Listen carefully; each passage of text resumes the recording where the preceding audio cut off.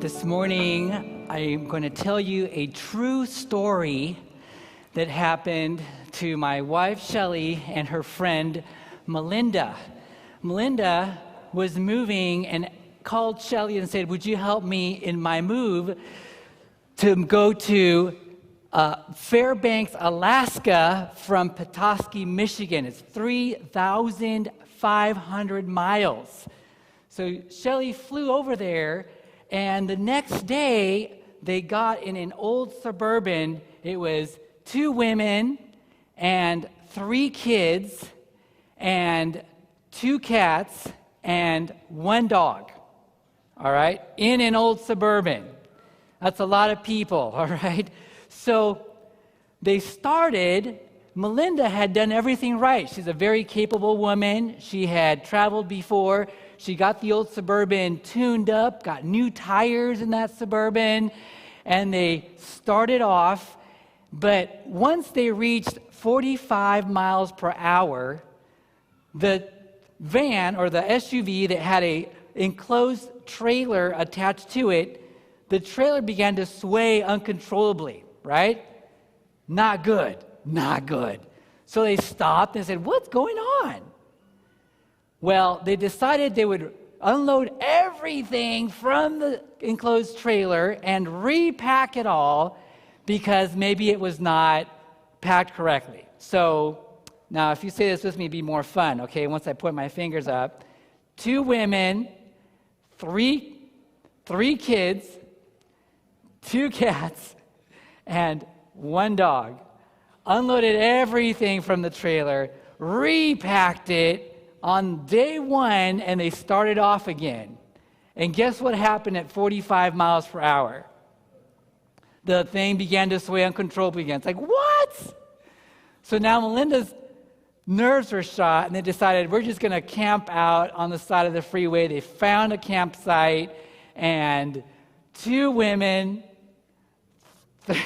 3 kids, 2 dogs, cats, and you have to help me with this, and 1 dog on the side of the freeway camping. Well, the next day they decided to go to a RV store to see what was going on, and the worker noticed that the hitch and trailer stabilizers were installed inappropriately. They were installed upside down. It's like, who would have done that?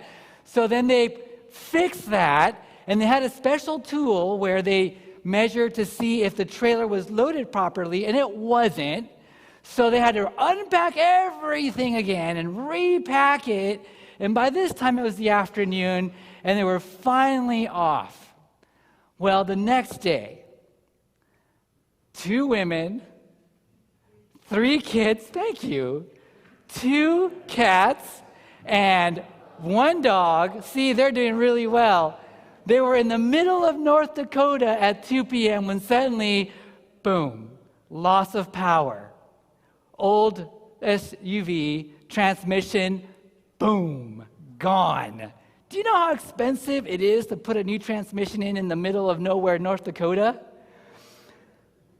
They're on the side of the road. Someone can relate.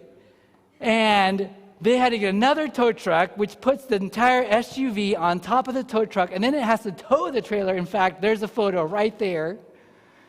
And they had to get towed, and these 2 women and 3 kids and 2 cats and 1 dog in this old SUV had to motel it for 2 days across the street from this mechanic shop.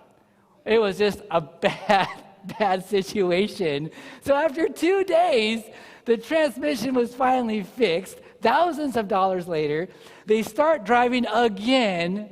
But what happens 2 days later after putting a bunch of miles, and they're in the middle of nowhere, Canada. Now, Canada is somewhere, but it's in the middle, just get that straight. Somewhere in Canada, in between towns, and they had heard some kind of rattling sound and shaking sound, and Melinda had done her due diligence and called her husband, "What's going on?" And he said, "Oh, it's fine." As they're driving down nowhere, Canada, thing is wobbling like this, right? 2 women, 3 kids, 2 cats, 1 dog, all in this SUV. Suddenly, wha-bam, jerk. And metal and everything is screeching on the asphalt going 60 miles an hour. And there's this tire, boom, boom, boom, bouncing down the road. Their back tire had come off the lug nuts and just bounced down the road as they're screeching down the highway with the trailer in the back and all these people and animals inside. Now, is this a trip of a lifetime or what?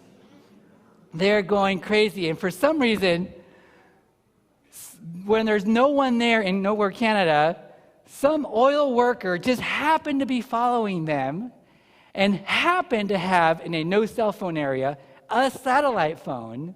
And he happened to stop and help them. And he went out there looking for that tire and found it and brought it back. And they called a service station on a Sunday. They had to wait hours for this trailer, tow truck to come, and they had to wait another 2 days. How do you think these kids are feeling? This is a pretty rough trip. After they finally get this thing fixed, probably $50,000 later, they finally, 500 miles from Fairbanks, Alaska, realize, wait, Shelly isn't going to make her flight. So she misses her flight. They have to rebook, but they finally get to Alaska.